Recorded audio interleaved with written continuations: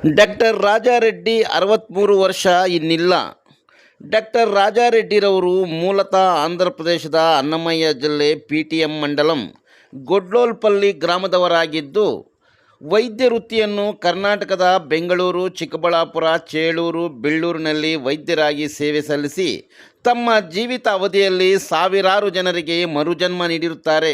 ಗ್ರಾಮೀಣ ಭಾಗದಲ್ಲಿ ಜನಪ್ರಿಯರಾಗಿದ್ದ ಡಾಕ್ಟರ್ ರಾಜಾರೆಡ್ಡಿರವರ ಅಗಲಿಕೆಯಿಂದ ತುಂಬಲಾರದ ನಷ್ಟ ಉಂಟಾಗಿದೆ. ಡಾಕ್ಟರ್ ರಾಜಾರೆಡ್ಡಿರವರು ಅನೇಕ ಕುಟುಂಬಗಳಿಗೆ ಆಪ್ತ ಸಲಹೆಗಾರರು ಆಗಿರುತ್ತಾರೆ. ಇವರ ಕೈಗುಣ ನಂಬಿಕೆಯ ಮೇಲೆ ಅವರ ಬಳಿಗೆ ಬರುತ್ತಿದ್ದ ರೋಗಿಗಳಿಗೆ ಅವರ ಸಾವಿನ ಸುದ್ದಿ ತಿಳಿದ ತಕ್ಷಣ ದಿಗ್ಭ್ರಾಂತಿ ವ್ಯಕ್ತಪಡಿಸಿದ್ದಾರೆ.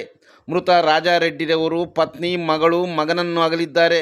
ಇವರ ಅಂತ್ಯಕ್ರಿಯೆಗಳನ್ನು ಬೆಂಗಳೂರಿನ ಬನಶಂಕರಿ ಚಿತಾಗಾರದಲ್ಲಿ ಸಂಜೆ 4ರಿಂದ 5 ಗಂಟೆಯೊಳಗೆ ನಡೆಯಲಿದೆ ಎಂದು ಕುಟುಂಬ ಮೂಲಗಳಿಂದ ತಿಳಿದು ಬಂದಿದೆ.